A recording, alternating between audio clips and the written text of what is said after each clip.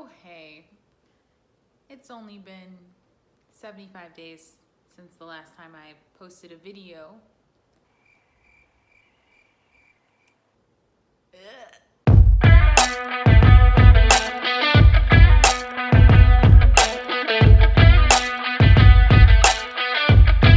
Sorry.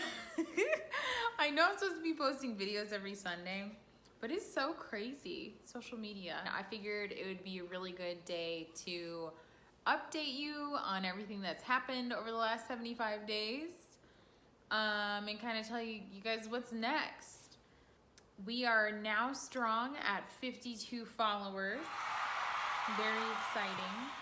I feel like we should have like a consensus, since there's 53 of us in this group, about what we should call each other. I was really thinking the Killer Bees, but I have a lot to tell you. What should we start with? The last thing you guys heard from me was kind of figuring out the pricing for sponsorships on Instagram and kind of how you can like do your Instagram and stuff like that. Since then, I received an email from a company in New York to go do a photo shoot, and I actually did my first paid photo shoot for triple jumping. Okay, so I just checked in and I'm about to head through security, and then I'll talk to you guys on the other side.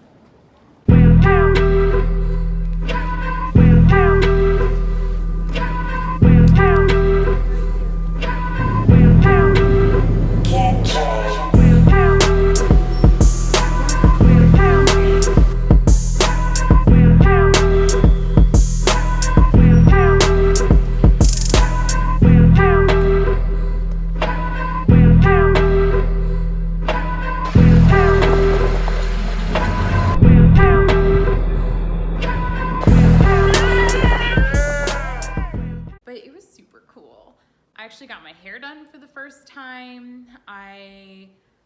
Things that I didn't know about going into it, I have such a higher expectation of what professionalism is when you go on a gig to go do something, because when I actually went, my flight is paid for, my food's covered, transportation to get to and from the hotel. If I needed to go get something that night from the store, that would be paid for. Okay, I say who, I say when, I say who!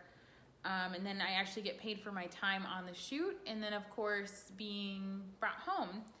And I just never really thought about it before, that if somebody's gonna be paying you for a service, they should pay you to get there too, because otherwise you wouldn't be spending that money to do that. And I was like, man, that is such a good thing to know, even just as an athlete going to meets. If you get invited to a meet, your transportation should be covered, and so should your hotel. So it was a very nice kind of realization on traveling and doing my first professional gig that has to do anything with track. So it's super cool. So another thing that I did was I got hit up on Instagram. Instagram has done a lot for me in the last 3 months. I'm just saying, if you're doing something and you're trying to show the progress of it, show it. Because I got hit up by a local photographer in the area who's working with United Way, and he just wanted to take pictures of me working out. I was like, awesome, that works for me. And those pictures actually just came back after like a couple weeks, and they look good. It was really nice. It's nice when you start to get recognized by the community that you're in, especially when it's a small one. Like, there are people in random places training for the Olympics, so it's kind of cool to see people cheer you on. A really big thing this year is that I have actually decided not to coach this year. For the past 3 years, I've been coaching at my alma mater in local college, and I talked with the head coach, and I decided, you know what, I really want to focus on track this year. And I thought last year I could do both. I've been both competing and training as a coach and an athlete, and it is just so much. And I was in a place where I didn't have to take on that extra side job for a couple months. And so I was super nervous about doing it. I felt really bad because you like grow bonds with the people that you're working with. And I love working with the athletes. And on top of it, it's where I train. And so I ended up switching kind of like my home training facility to the local high school, just not to step on any toes. I know I'd always be welcome. But with COVID, I know getting into places is a little bit harder. But literally the moment that I did that, I got an email, I can't even, like an hour later, from a company who wanted me to come do another photo shoot. Now that one fell through, but it just kind of shows that when you're really holding on to something, sometimes if you let it go because it's not helping you progress, bigger things can come through the door. And so that was super cool. A side problem is that I cannot train at my local indoor facility. So I'm still training outside and the weather is slowly dropping, but I'm still full on training. We're gonna train until we can't train outside anymore. And if that means getting a membership at the YMCA to do bounding in the gym, I'm totally up for it. We're gonna make it happen. I got a new pair of trainers. Well, they're kind of dirty now.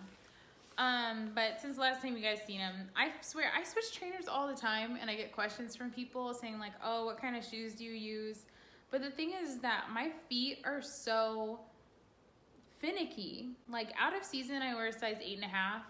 And in season, I wear a size 9 because just jumping so much, my arch is flattened a little bit. And I have really high arches, thanks to my mom.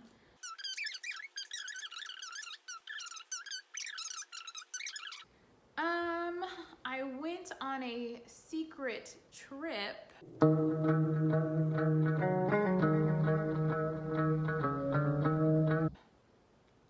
No, I'm just kidding. I just didn't tell anybody. And I'm not going to tell Instagram this anyway because, you know, us, the 53ers, you guys are the real MVPs. You guys know about my stuff. Well, you're going to know about my stuff. So I went to Maryland for a track meet. I'll actually show you what the jump looks like. Do you want to watch it? Okay, we'll just watch it out really quick. Here. Go ahead.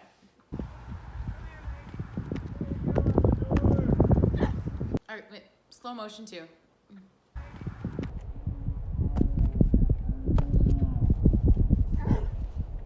So, I was so frustrated at this track meet. I went alone, which is totally normal for me to go to track meet by myself. But I was so frustrated and I literally cried that night because I thought I was gonna just jump out of my socks. And I'm pretty sure I matched like my season's best, which is 12:23 or 12:25, something like that. And it took me a whole day after I got back home off the plane and everything to actually look at the videos that I had set up to take. And it was so crazy because I look back at them, I'm like, man, those jumps weren't bad. It's just the running.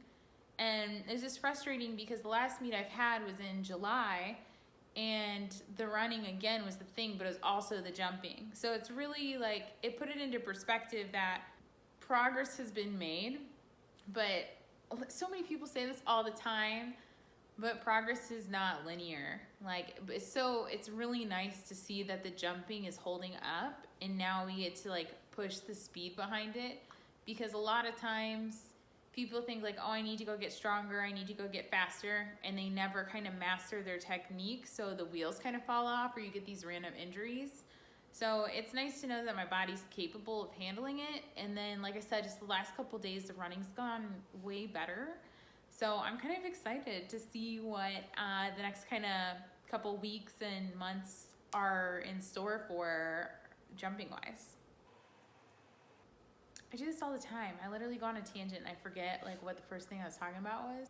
Oh, so if you're traveling, just so you know, no one's gonna test you. No one's gonna check your temperature. So just make sure you don't have any symptoms. If you wanna go get tested, get tested.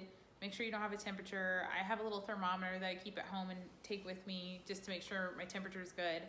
Cause I just don't wanna get anybody sick. I feel like that's a really dick move, you know, just to be sick and then cough on someone and, you know. Oh, I watched this show on Netflix. You should totally watch it. Doesn't matter if you're an athlete, you're a coach, you're a student working at McDonald's, it doesn't matter. This Netflix show is about coaching, and it's super cool because when I came back from my meet, I didn't realize I say so much negative to myself. Well, I used to.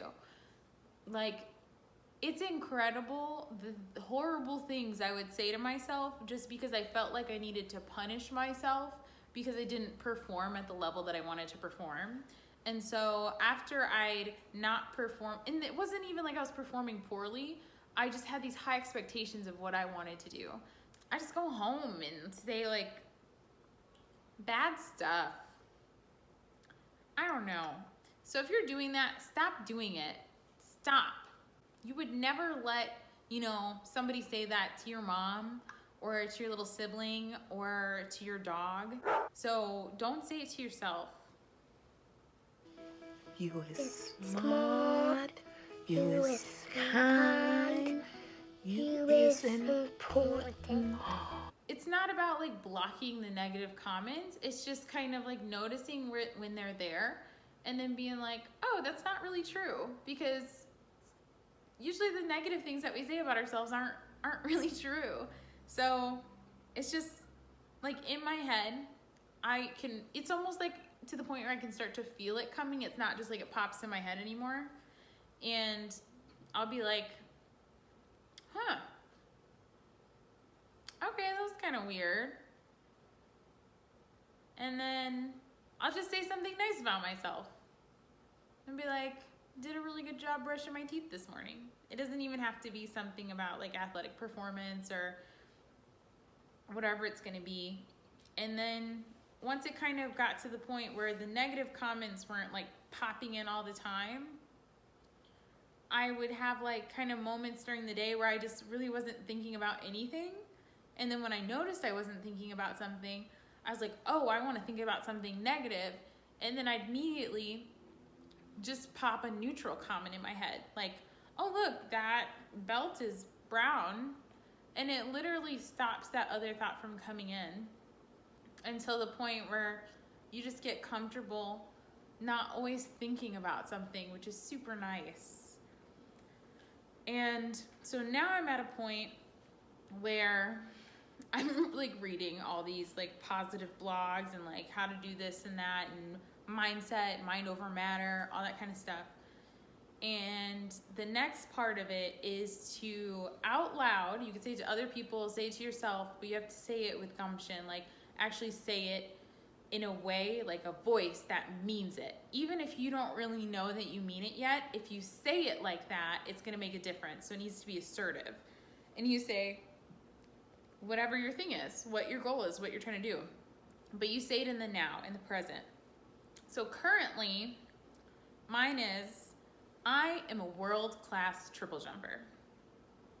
And then I've been saying it like to my boyfriend and stuff and being like, a world-class triple jumper just made your dinner tonight. So I'll just be saying different things like that and meaning it. And it's only been a couple days, but I feel different. I feel like a lot better.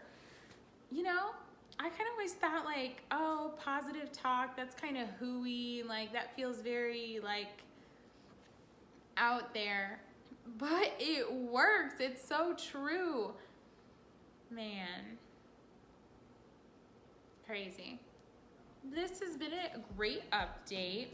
I appreciate you hanging in there, sticking around. And what should we call this group? I'd totally be down for suggestions. I don't know. Shoot some ideas out there. I hope you're kind of crushing your goals, like at least inching towards them, if anything. And I would love to hear from you guys, just what's going on in your lives. Be sure, comment down below. Yeah, you don't even need to subscribe. You're already subscribed. It's just us, all 53. We're good. We don't need anybody else. We're fine. So I hope you guys have a good night, and I will see you soon.